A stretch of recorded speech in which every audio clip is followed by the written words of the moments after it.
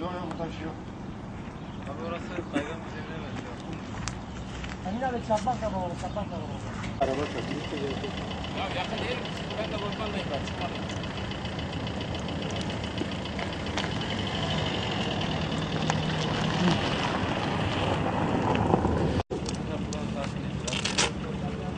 Hayır, burası kolay.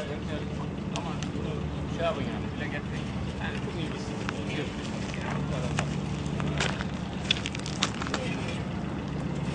Yok kimse gelmiyor. Nerede gelecek? Belediye için. Emli Batman Çukuru ikinci kez bu seviyeye geldi. Yaklaşık bir 7-8 ay evvel fay hattı olduğu ileri sürüldü. İşte buraya 300 metre iğne derinliği vardı dediler.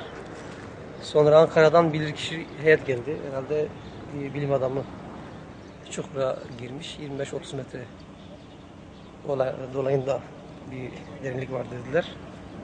Dibe doğru açılan bir delik. Tabii dolduruldu bu tekrar. Bu 3-5 gündür tekrar çöktü. Biz gerekli yerlere buranın sakini olarak, biz de burada iş yerimiz var. Gerekli bilgileri verdik.